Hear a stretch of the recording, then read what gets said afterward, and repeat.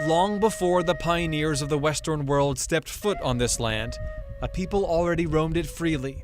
They raised families on the land, built a tradition on it, and took pride in it. And as you see it, as you hear it, is the land of the Arapaho. In the shadows of the mountains and in the swiftness of the streams, the history they made here in Wyoming is still alive, and it's about to be made again. This is new ground, it's never been done before. The Northern Arapaho are setting off to do something no other Native American tribe has ever attempted. I know it's going to be heavy. I'm already starting to feel it. They're out to find 3 of their ancestors, children who left their land generations ago, forced into an educational experiment designed to civilize them. But they never made it back home, and the tribe has been scarred from that loss ever since. Seeing these kids still there, I thought, why is nobody trying to bring them home? This is the Arapaho's journey, one more than a century in the making, and the stories behind it are being told for the very first time. Nothing like this has ever been recorded. By the end, they hope to reclaim their boys, heal their tribe, and fulfill a sacred request they promise never to forget. But can they do it? Nobody could have ever expected this to happen the way it did.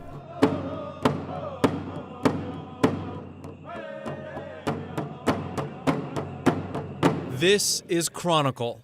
Bring them home.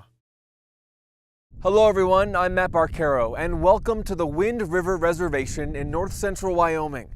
The rolling hills of sagebrush stretch as far as you can see here until they disappear into the foot of the Rocky Mountains.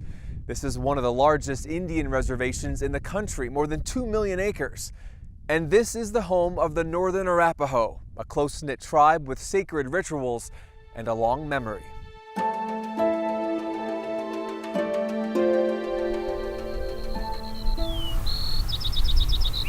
The land is sacred, no matter where you go.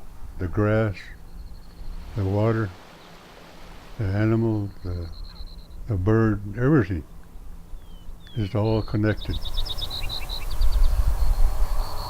Wind River, Wyoming, one of the few places left on Earth where the landscape still seems untouched, pure, and at peace. They said every land we go to is nothing compared to our land. This is a place where a herd of buffalo still roam, wild horses hold court, and if you're quiet,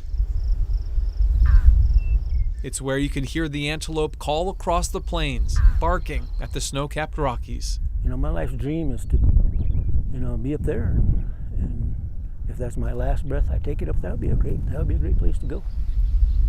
The Northern Arapaho tribe worships the land because it belongs to their ancestors, who generation after generation have passed it on, keeping the tribe alive. And so those ancestors are very much still a part of everyday life here, every thought, prayer, and observation.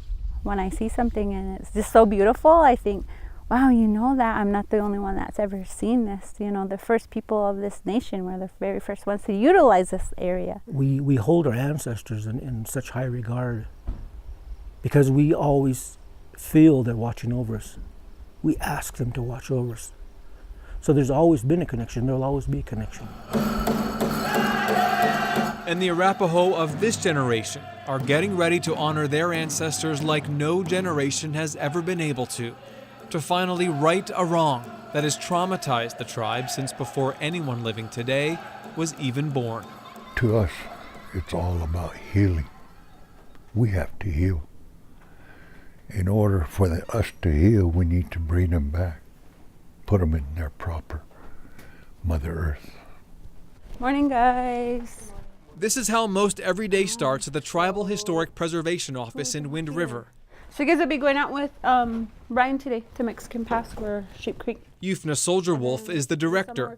Today she's sending her team of Arapaho youth out to walk the remote parts of the reservation, looking for any tribal artifacts like arrowheads, pottery, even human remains that have gone undiscovered. And they'll probably come in around 2:30. The pace of life on the reservation is slower than in other parts of society, but there is a sense that the Arapaho are racing against the clock to preserve their culture before parts of it disappear. Every repatriation of any artifact is a little piece into that puzzle of being able to move forward. And that puzzle is big, one that stretches far beyond the outer limits of the reservation.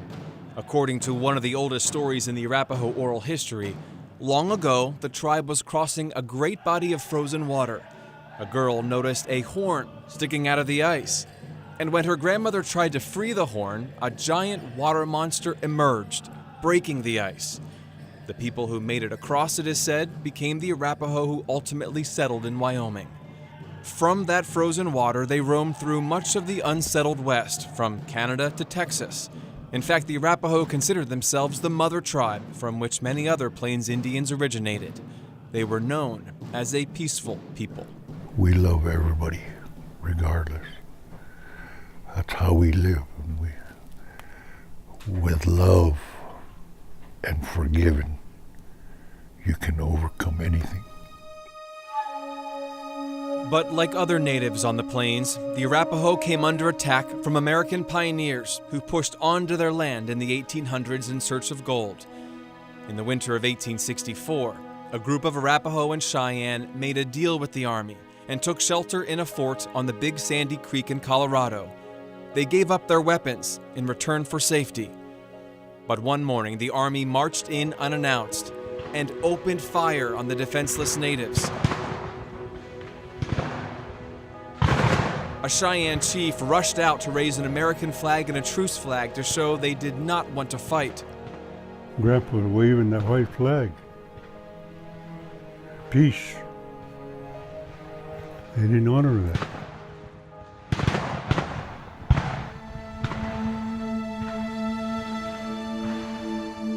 Within hours, upwards of 200 Arapaho and Cheyenne were killed, 2/3 of them women and children.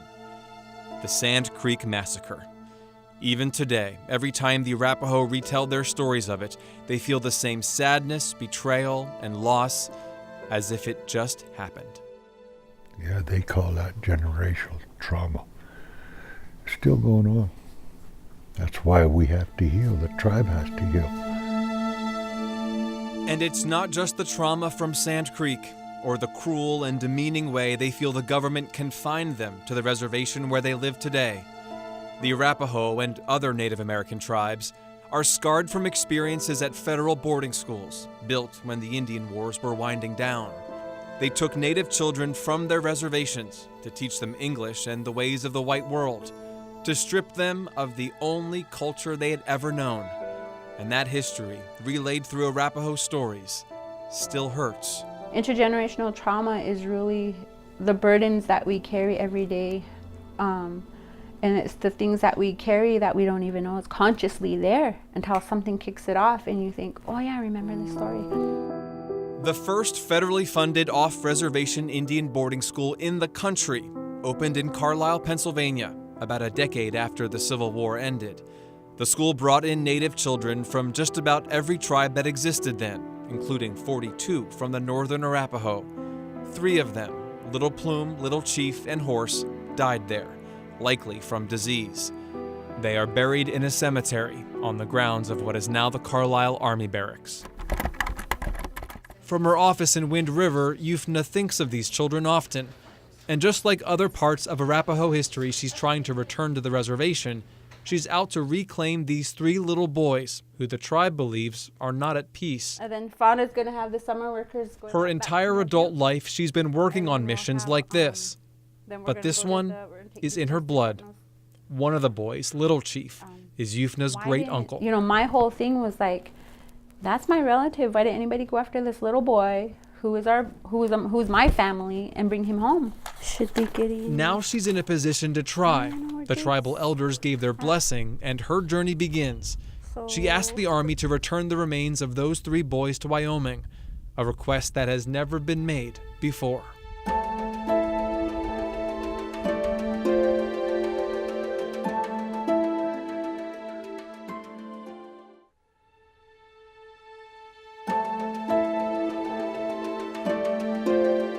Welcome back. The future of any Native American tribe relies heavily on the children of that tribe. The Northern Arapaho are no different. That's why the natives here at Wind River are still traumatized by what happened to some Arapaho children generations ago and nearly 2,000 miles away.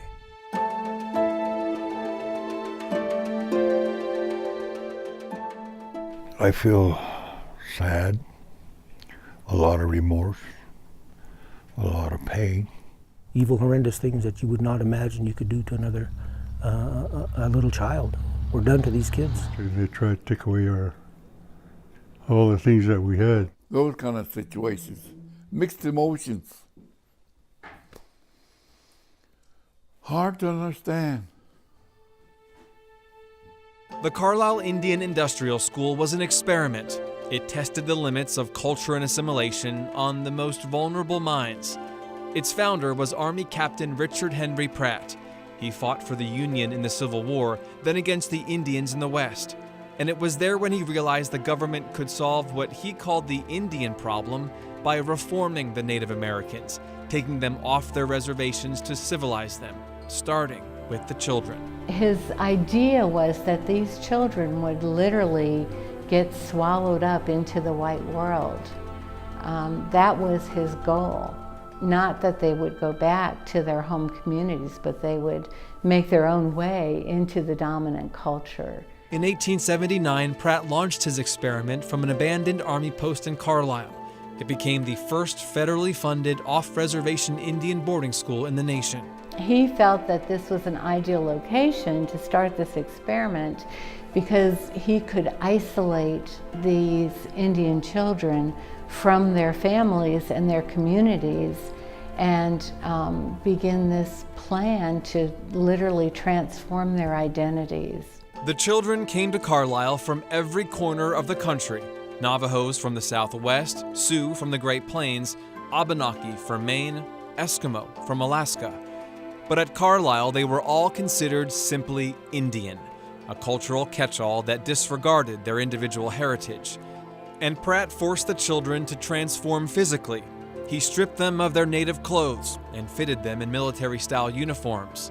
He took away the sacred items they brought to protect themselves and cut their hair, a ritual that in most native cultures was reserved only for times of mourning.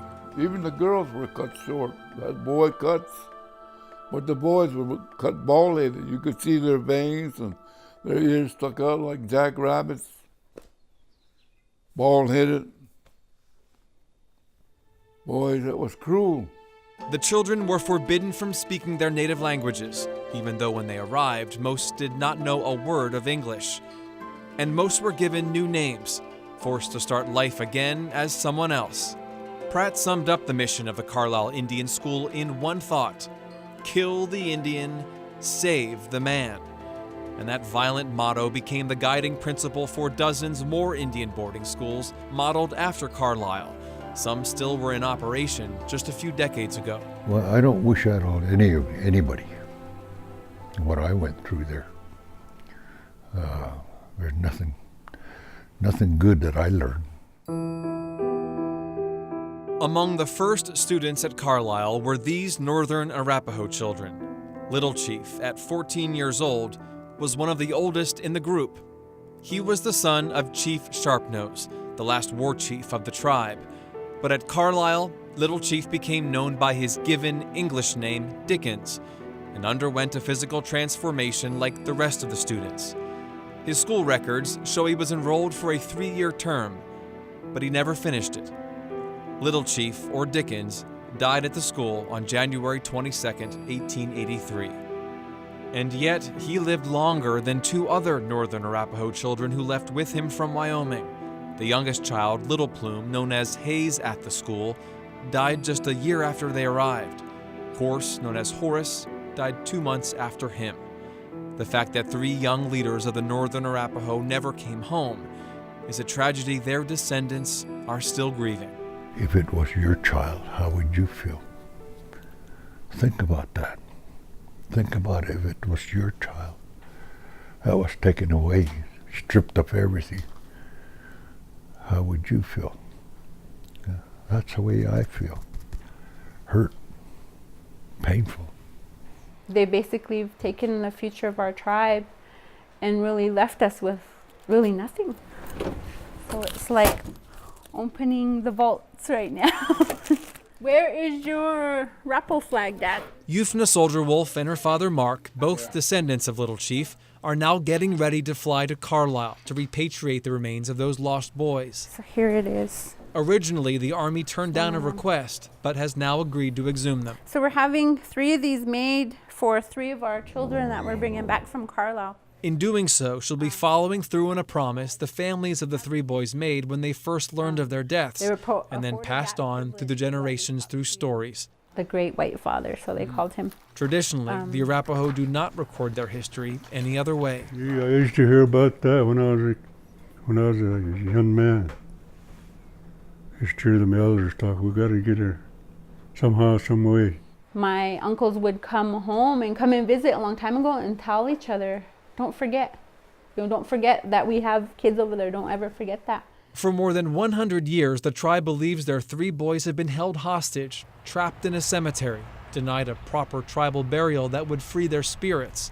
It's another source of the trauma that torments the Arapaho people, another reminder of how the government disregarded their cultural ways. Because these people, even though the actual owners of those kids are gone, but this love with the Indian people is so close and tight, that's what happens. It lingers for a long time. And for a long time, they felt helpless, the promise passed on without a real plan to fulfill it. Old people still crying, waiting for their daughter to come home. Their boy knock on the door. No, it's gone. No, Mom, I'm home. But nobody. That could all change in a few weeks. And then for these UFNA will be leading a delegation of tribal elders, Arapaho youth, and descendants of the 3 boys to Carlisle to oversee the exhumations, the first ones ever performed at an Indian boarding school. I've been ready paper-wise. I've been ready. My people have been ready. My DNA has been ready for 150 years. But emotionally and spiritually, it's going to be hard. We've never gone to Carlisle. I've always been told when I was growing up is, when are we going to go to Carlisle? And they said, we're not going to go until we get our kids. Just getting old, I'm all right, just old. But their mission, finally in motion, is not as simple as it may seem, even after all these years of preparing. They're going to the cemetery to get their children. But the question no one has been able to answer is, are they actually there?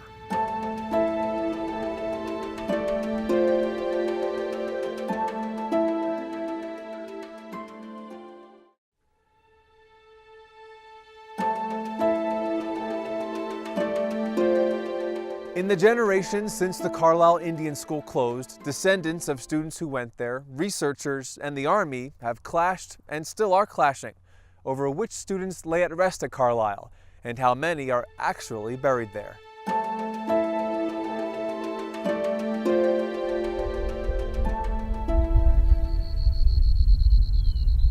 In the Carlisle Barracks Cemetery, there is only one tree, but it's a fitting one, a weeping cherry. It keeps watch over the graves that for more than 100 years have symbolized the human price of an experiment meant to save the children below. Here, as at the school, native cultures collide. The Chippewa and the Sioux, enemies on the Great Plains, lay across from one another, and the alliance of the Cheyenne and the Arapaho now memorialized in stone.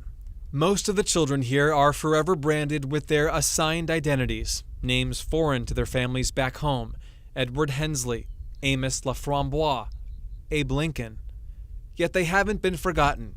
Strangers mostly visit them from time to time and decorate the graves with gifts a child would enjoy: little stuffed horses and bright-colored flowers. Shells, tobacco, and beads are also left to pay homage to the heritage the children had to leave behind. This is the current resting place for the children who died at the Carlisle Indian School, but it was not their first place of rest. When the school closed in 1918, nearly 4 decades after it opened, it abandoned some of its students, rows of them, buried in the original cemetery, near a butcher shop and a trash dump. The Northern Arapaho children, Little Plume, Horse, and Little Chief, were buried when that cemetery was still fairly small. But their deaths were soon followed by more, and the cemetery expanded in every direction until it took up several hundred yards and held the remains of nearly 200 children. Exactly how many, though, is still up for debate. I personally think that number is important because I think we need to be able to say, yes, this child was definitely buried in this area. But I think that number could change. When the school closed, the Army took ownership of the grounds and later moved the cemetery to the back of the campus, out of view, to make way for new construction. But any historical order that was established in the original cemetery broke down during its relocation in 1927, and the few records that can be found offer little clarity. These 3 written accounts from the relocation each list a different number of remains recovered. And then in the new cemetery, names on the headstones were misspelled. One name was etched on 2 stones, and there did not appear to be any rhyme or reason for how the remains were reburied, or who was reburied. Depending on what was moved and what they picked up, it's kind of it's nebulous, I would say. 90 years later, after reviewing the relocation records, the Army concluded the placement of the remains appears random, and it described the process then as haphazard. The Army even used ground-penetrating radar to try to see what's still underground. It detected a few unidentified hits near the original cemetery, which is now a parking lot, and at 5 grave sites in the current cemetery, the radar could not detect anything buried below. Descendants of the children view all of this as painfully disrespectful, that the Army dug up and reburied their ancestors to get them out of the way, without even seeming to care who was who. And there's more. 14 gravestones are identified only as unknown. No name, no tribe, no date of death. Barb Landis, the local historian, has spent years trying to put names with these stones. According to her research, she's found the names of 12 of them, students from the school. And we know the names of children who are buried in the cemetery, and we have documentation that they were buried. But the Army does not accept her findings, saying at a listening session about the cemetery, "We have no reason to believe that those are or are not Native American children. We have no records. We simply do not know why those are there." And in its report, the Army concludes this about all the graves. Ultimately, we cannot state with certainty that grave markers accurately reflect the individual whose grave is marked. We're just driving towards the mountain. That uncertainty is not stopping Euphna Soldier Wolf and the Northern Arapaho from reclaiming the remains under their boys' graves. We've been ready for each scenario of, are they there, are they not there? You know, how are we going to go about this? So we've planned for each scenario, but there will be no surprises. After he's exhumed, the tribe plans to take Little Chief on this route home, past the familiar hills of sagebrush and sweetgrass, and up a rocky dirt path to his family's cemetery. Out here, it's more like the family's responsibility to keep the graves, clean and okay and identified. There's wild horses that run by, there's eagles that come by, So it's nice. It really is. Greeting them at the cemetery is a sign Mark Soldier Wolf put up to give context to the hallowed ground beyond the front gate. Toward the end, there's a simple sentence that will guide the Arapaho on their upcoming journey. Know where you come from, so you know where you're going. It's the essence of how the Arapaho live and why they want their boys home. We'll go up and get your cedar ready, and we'll burn it while we're here then. Okay. That's the first thing we'll do. By now, most all the tribe knows about the work awaiting them to confront the pain of Carlisle in person and bring back their boys. But before they leave, Euphna and her father have come to Sharpnose Cemetery, where their family is buried, to tell one more person. You gonna be okay, Dad? Yeah. A man who has been waiting even longer than they have to see Little Chief again. Okay, you wanna put your chair right here? Yeah. Okay. Little Chief's father, Chief Sharpnose himself. I prayed for these people buried here. Sharpnose brought his people here. He was a smart man. He done a lot of things for his people when he was young. The youngest man that ever became a head war chief of all 13 nations of the Arapaho. Sharpnose led his people as they transitioned from their nomadic life to life confined to the reservation. His son Little Chief, the last generation to know both. When Sharpnose died, he was buried with full military honors, a recognition of his service as a scout for the Army. As he requested, his body lies next to his daughter's, whose name was Stays Overnight, and soon his son will finally join them. But most likely, Little Chief will probably go here. So it just makes sense to put him right here. And really just finish this row right here, actually. To be able to do this is going to be historic, and it's going to be a step forward in progress for our Arapaho people. They never forgot how badly Sharpnose wanted Little Chief to come back home so many years ago. And so, in a way only a grandson could say it, Mark came to ask for his grandfather's blessing for what they're about to do.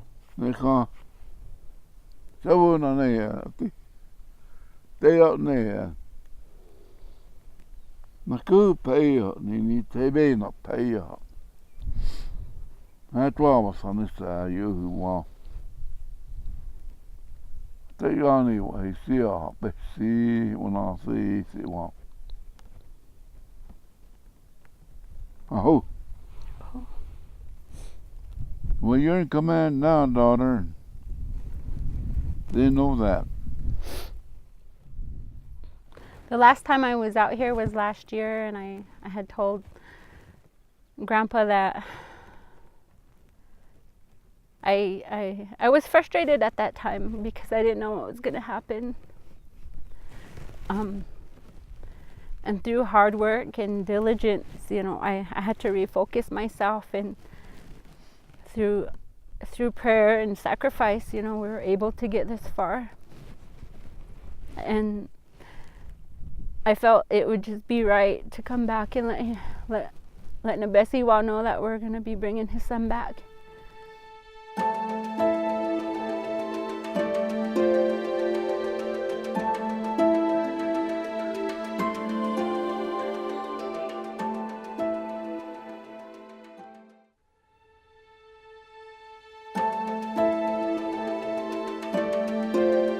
The day Euphna Soldier Wolf and so many Northern Arapaho have been working towards for generations is almost here. But before they can bring their ancestors back to their homeland here in Wyoming, they first have to leave, to go see for themselves the place that has caused their tribe so much pain, and in their eyes, has held their ancestors captive.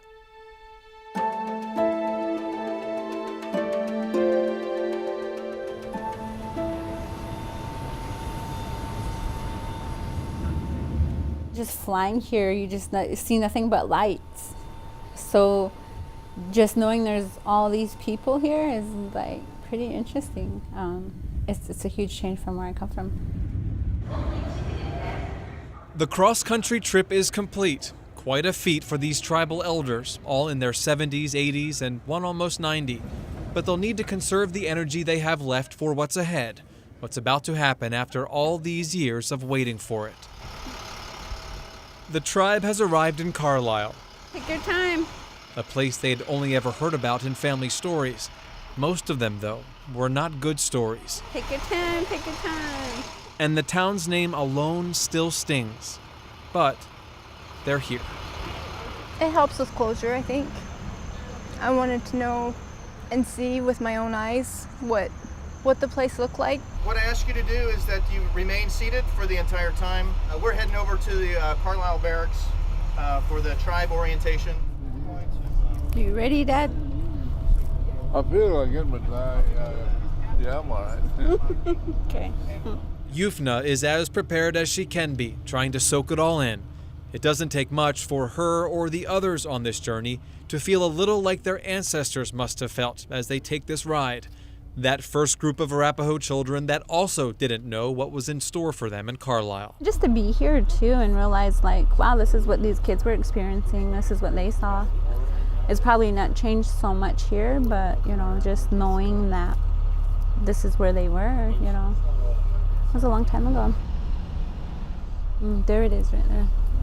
Where they have this tent, that's where that cemetery is. They can finally see it, a source of their tribe's emotional trauma for so long, right in front of them. It's been waiting. I know it's going to be heavy. I'm already starting to feel it. But I think it's I think it'll be good. Take your time getting off. I'm glad this day came.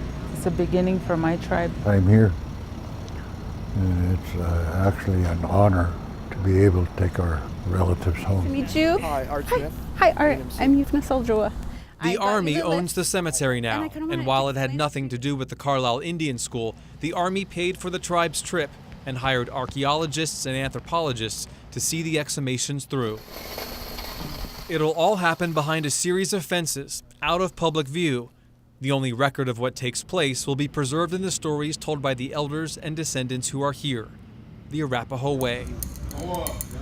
Minutes after they stepped foot on the old Indian school land for the first time, the tribe gathered near the cemetery, ready to confront their grief and all the other emotions that are about to come with it.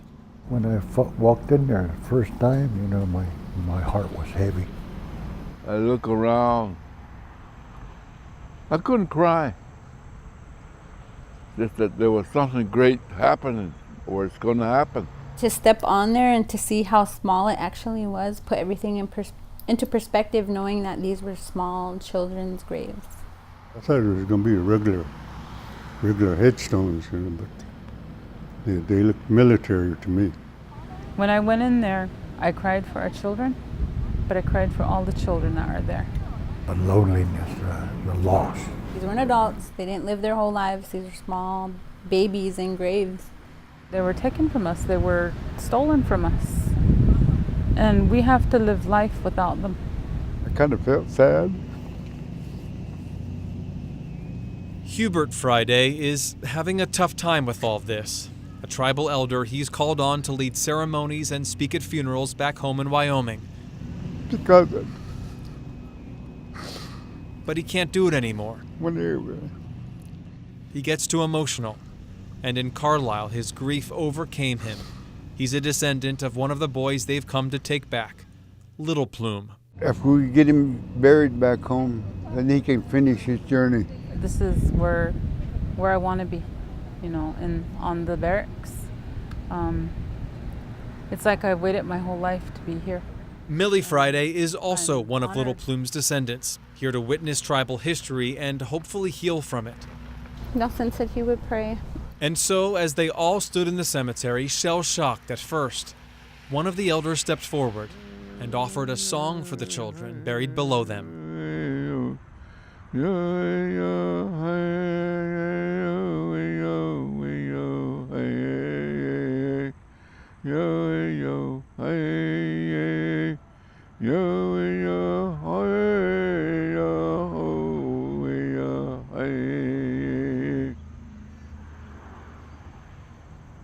I love you.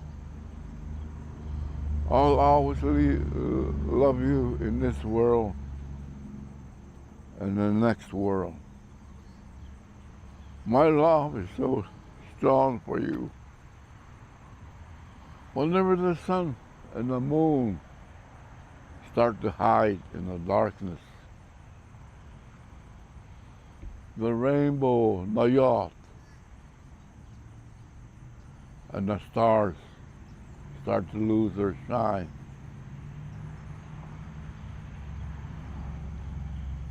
And when everything is lost, but we're alone on this world, and until this world ends, that's my love. That's how strong my love is for you. So when we sang those songs, well, it made me feel better. It was pretty emotional. We all joined in. We all sang. And it felt so good because it gave us comfort in knowing that we were there to honor these kids in a way that they probably weren't honored when they had passed on. And likely for the first time since Little Chief, Little Plume, and Horace boarded that train for Carlisle 136 years ago, they heard their language again. There are no records to show they were given anything close to a traditional Northern Arapaho burial when they were first buried, or when their graves were moved. Maybe this is the first time they heard that song again. Yeah. You think about those things. For us to be able to get there and speak our language and to sing in our language was like the greatest gift to them. Meanwhile, outside the cemetery, a gift was coming together for the tribe, assembled by native people they had never met before, but who heard about the historic visit and came to welcome them. Good to see you. Good you're here. How did they go? Some in this group are descendants of students from the Carlisle Indian School. Most are not. Yet they all understand the trauma schools like Carlisle caused their people. And by gathering in Carlisle, on the old school grounds, this collection of Onondaga, Oglala Sioux, Oneida, and Shawnee, among other nations, is here to also right a wrong. They're doing something their ancestors were not allowed to do in this very spot, to acknowledge each other's historical pain, You take these back and to openly celebrate their native cultures, and now the Arapaho's place in history. Within this time that we're going to be here, it's going to be really emotional for us. But I want to just say thank you guys for coming and feeding us. That's a huge honor for us. Tahoe. Thank you. I think they made the system work. Northern Arapahos are setting the standard, and it will be easier for the other tribes that follow. Now the work in the cemetery can start. The process to retrieve the remains is so delicate, the archaeologists opted to dig and to sift and to recover by hand. They're starting at the headstone marked for Little Plume, and we'll find out soon enough when the Arapaho will be reunited with their boys.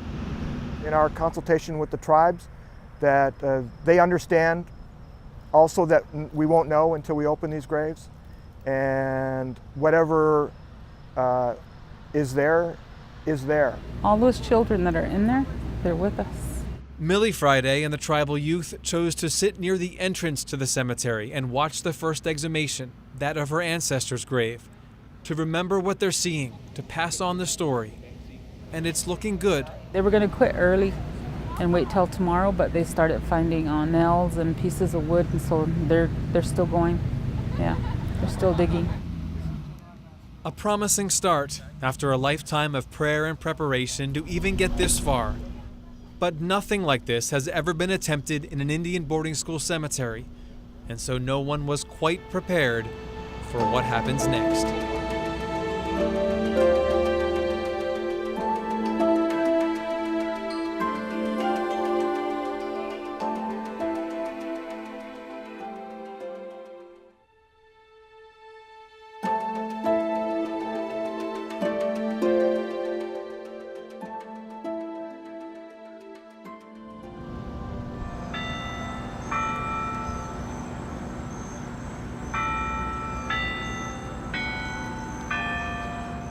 I feel all right this morning, a lot stronger. The Northern Arapaho have settled into their stay in Carlisle. This place they had only ever heard about in stories is now all around them. And the shock they felt when they first saw the graves of their ancestors is gone. Now they can focus on why they are here, to close a traumatic chapter in their tribe's past. Now we need to bring it out. We need to let the people know. And I think it's important for our people, our younger generation, to understand what they've been through. For me, it's going to complete my healing from unresolved grief that I carry. And I'm praying that I'm not going to be the only one that leaves here feeling complete. Millie Friday is waiting on word about the exhumation of her ancestor, Little Plume, the youngest of the 3 Northern Arapaho boys who died at the Carlisle Indian School. Euphna Soldier Wolf and her father Mark are waiting for their ancestor, Little Chief. It's been a roller coaster of emotions. And Olivia Washington is waiting for hers, Horse. I'm just really happy that we get to bring him home, though. That's, in the end, that's what matters, and all of the struggle has been worth it. Like most descendants of students who died at the school, Olivia does not know much about Horse, what he was like, what he liked to do, what impact the 11-year-old made on the reservation. Considering his age when he left, I'm not sure that there were really a whole lot of stories. Anyway, he didn't get to have stories. So part of the reason the Arapaho made this journey to Carlisle was to give their children stories, to make them more than just names etched on stones that none of their families ever saw, They came here so their children will be able to finish their stories at home in Wyoming. I'm happy I'm taking them home, to their homeland, to their relatives, that they can start to heal. In the cemetery, the exhumations progressed faster than the archaeologists expected, but the days dragged for the Arapaho, anxious to hear something. And so while we waited and waited, we knew they had found something, but we were just waiting. And then, finally, the lead archaeologist gathered the tribe under the only tree in the cemetery, that weeping cherry, to tell them about Little Plume. Well, we didn't find them. And nobody knows what happened to them. I was crying. I felt like a little kid again. I felt like I was like 7 or 8. And that hurt in so many ways. In the small pine casket buried under Little Plume's headstone, archaeologists found a set of copper buttons and 2 sets of human remains. But neither was a match for Little Plume. That's awful. And I feel terrible for his family because they still have to wander, and they made this trip, which has been hard on them, and they've not gotten any closure. The news was better for the other descendants. Remains that matched Little Chief and horse were recovered and then prepared for their long-awaited journey home. I always heard about it, and now that I'm here, something great for me. I never did feel the way I've been feeling here. And I'm supposed to be tough and strong because I was the leading commander of my platoon in Korea. I'm hoping that when we get home and we are able to send them on their journey, that they're free to not be here so restlessly anymore. That they can join their moms and dads, because their moms and dads have been on that journey a while now. Back home in Wyoming, planning is underway for the reburials, one for each of the boys at their family cemeteries. It's going to be a big deal.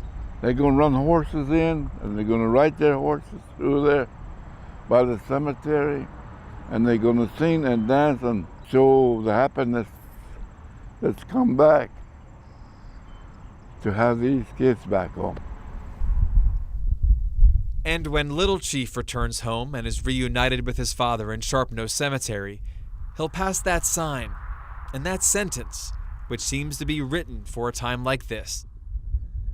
Know where you come from, so you know where you're going. That message is for not just for Native communities, but for everyone who plan to live in this world, that to make it a better place, you need to know where you come from. Don't forget your history. Don't forget your cultural identity, because it will help you in the future to make you a stronger person. Little Chief, Little Plume, and Horse never did forget where they came from. The Arapaho stories helped keep them alive. And they always knew where they were going. They just had to wait for their people to find them. For them to be here all these years, they're finally getting to go home.